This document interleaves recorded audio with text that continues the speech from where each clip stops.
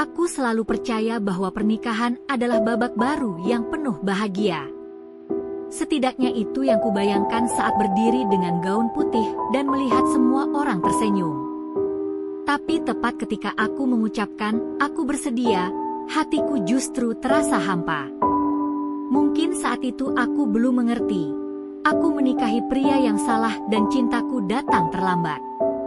Namanya Rafif, lelaki yang sopan, mapan dan dipilihkan keluarga untukku. Tak ada yang salah dengannya. Yang salah adalah aku tak pernah benar-benar mencintainya. Aku berpikir rasa itu akan tumbuh setelah menikah. Ternyata aku salah. 3 hari setelah pesta usai, aku berdiri di dapur dan memandang cincin di jari manisku. Mendadak aku merasa asing terhadap hidupku sendiri. Rafif baik. Terlalu baik malah. Dan aku benci diri sendiri karena tidak bisa membalas kebaikannya dengan cinta yang sama. Hidupku mulai bergetar ketika suatu pagi ada seseorang muncul di depan pintu rumah. Pria itu menatapku dengan mata yang tak berubah sejak aku masih SMA dulu. Dia Arga. Cinta yang dulu tidak pernah sempat kukatakan. Lelaki yang dulu membuatku menunggu jawaban yang tak pernah datang. Sekarang ia muncul begitu saja, setelah bertahun-tahun menghilang, dengan suara yang sama, dan tatapannya membuat lututku melemah. "Aku dengar kamu menikah," katanya pelan. Aku hanya mengangguk tak bersuara, meski sebenarnya hatiku berteriak. Dan saat ia tersenyum kecil sambil menunduk, aku tahu semuanya akan jadi rumit. Entah kenapa kami bertemu lagi keesokan harinya. Lalu besoknya lagi. Arga bilang ia hanya ingin mengobrol, mengulang masa-masa SMA yang tak sempat kami selesaikan. Tapi aku tahu percikan itu masih ada. Dan jujur itu membuatku takut. Sampai akhirnya, di sebuah taman yang sepi, Arga menatapku begitu lama. Lalu ia berkata, "Seharusnya dulu aku tak pergi. Seharusnya dulu aku bilang aku mencintaimu." Jantungku berhenti sesaat. Aku tidak tahu apakah aku harus bahagia atau menangis. Aku bilang, "Arga, maaf, aku sudah menikah." Lalu ia menjawab dengan suara bergetar, "Aku terlambat, ya?" Aku tidak menjawab. Karena jawabannya terlalu menyakitkan untuk bisa kuucapkan. Malamnya, aku sadar jika Rafif mulai curiga. Ia menatapku dengan mata yang mencari-cari jawaban yang tidak berani ia tanyakan. "Kamu kelihatan berbeda akhir-akhir ini," katanya. Aku hanya diam. Tak menjawab pertanyaannya. Rafif tidak pernah menuntut cinta dariku. Tapi justru sikap lembutnya itu yang membuatku semakin merasa bersalah. Lewat tengah malam, aku duduk di ruang tamu sendirian. Menangis tanpa suara. Aku terjebak antara janji suciku untuk pernikahan dan perasaan lama yang baru kusadari ternyata masih hidup. Semuanya mencapai puncaknya ketika Arga memintaku bertemu untuk terakhir kali. Ia datang dengan ekspresi yang tak pernah kulihat. Ia terlihat pasrah. "Aku akan pergi lagi," katanya.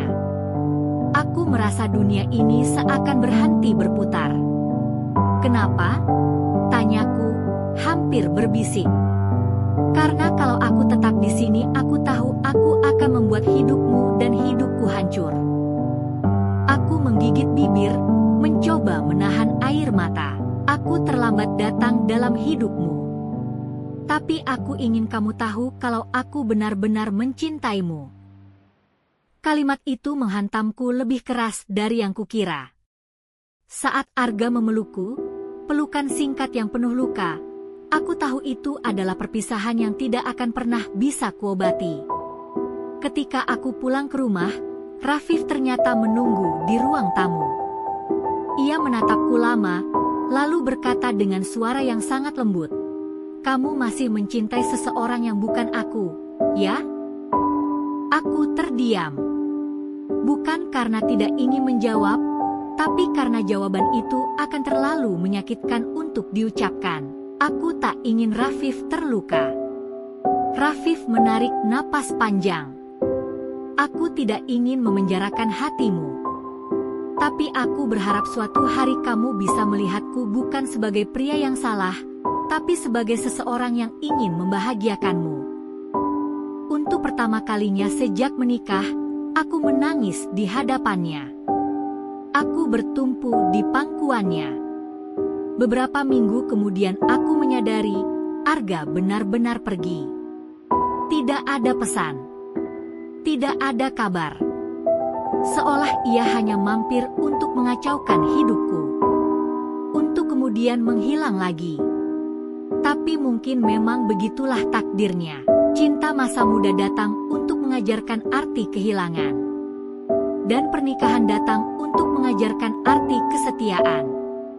Aku tidak tahu apakah suatu hari aku akan mencintai Rafif sepenuh hati, tapi aku ingin mencoba. Karena akhirnya aku sadar aku memang menikahi pria yang salah pada waktu yang tidak tepat. Tapi bisa jadi dialah pria yang tepat untuk masa depanku. Beberapa waktu setelah Arga tidak muncul, suasana terasa berbeda. Bukan karena ada yang hilang, tapi karena aku sadar aku kehilangan bagian dari diriku sendiri. Aku mulai bangun lebih awal, hanya untuk duduk di meja makan dan memandangi secangkir kopi yang tak pernah kusentuh. Kadang aku berharap Arga akan muncul lagi di depan pintu. Meski aku tahu itu tidak mungkin. Rafif memperhatikanku diam-diam. Ia tidak banyak protes, tidak banyak bertanya. Tapi aku tahu kalau ia terluka. Dan itu membuatku semakin sulit memahami diriku sendiri. Suatu malam, setelah makan malam yang sunyi, Rafif akhirnya bicara. "Kamu masih memikirkannya, kan?" Suaranya pelan, tapi menusuk. Aku terdiam. "Aku ingin kamu jujur," katanya. "Karena kebohonganmu lebih menyakitkan daripada kebenaran itu sendiri." Aku mencoba menahan air mata, tapi suaraku bergetar saat berkata, "Aku mencoba melupakan semuanya. Tapi aku hanya manusia, Rafif." Ia menatapku lama. Lalu untuk pertama kalinya sejak kami menikah, kami bertengkar. Bukan dengan teriakan, tapi dengan kalimat-kalimat yang penuh luka. "Apa aku tidak cukup?" Rafif akhirnya naik suara, dan kalimat itu menghancurkan sisa kekuatanku. Aku menangis, bukan karena Arga, tapi karena aku menyadari betapa egoisnya diriku. 2 minggu kemudian, sebuah surat tanpa nama datang ke rumah. Rafif sedang pergi bekerja saat surat itu datang. Dan tulisan tangan di surat itu sangat familiar. Surat dari Arga. Di dalamnya hanya ada 1 halaman. Ia menulis bahwa ia pergi jauh untuk memulai hidup baru, bahwa ia tidak ingin menjadi alasan rumah tanggaku hancur, dan bahwa jika suatu hari aku bahagia, ia berharap bukan karena menyesali kehilangan seseorang. Kalimat terakhirnya membuatku terdiam sangat lama. "Jika kita ditakdirkan bertemu lagi, aku berharap saat itu kamu sudah sembuh." Surat itu bergetar di tanganku. Aku tidak tahu apakah harus tersenyum atau menangis sampai tidak bisa bernapas. Malam itu, aku menemui Rafif yang sedang bekerja di ruang kerjanya. Aku berdiri di depannya, memegang surat Arga, lalu berkata, "Aku tidak bisa menghapus masa laluku, tapi aku ingin belajar mencintaimu tanpa membandingkan siapapun. Bukan karena aku terpaksa, tapi karena aku ingin memilihmu."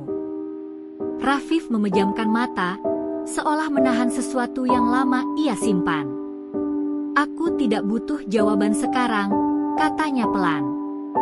"Aku hanya ingin kamu tinggal dan memberi kesempatan pada kita."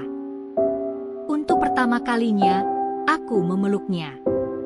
Dan untuk pertama kalinya, Aku merasa pelukan itu menjadi tempat yang aman. Waktu pun berlalu, sejak Arga pergi. Kadang aku masih memikirkan dia, bukan sebagai lelaki yang seharusnya kunikahi, tapi sebagai bagian dari hidupku yang membentuk siapa aku hari ini. Dan perlahan-lahan aku mulai melihat Rafif dari sudut yang berbeda. Ia bukan hanya pria pilihan keluarga, bukan hanya suami yang sabar, tapi seseorang yang bersedia bertahan bahkan ketika aku hancur. Aku tidak tahu apakah cinta itu akan tumbuh besar. Tapi setidaknya kini, aku tidak lagi mencintai seseorang yang sudah pergi. Kini aku belajar mencintai seseorang yang tetap tinggal. Dan mungkin, di sanalah cinta yang sesungguhnya dimulai.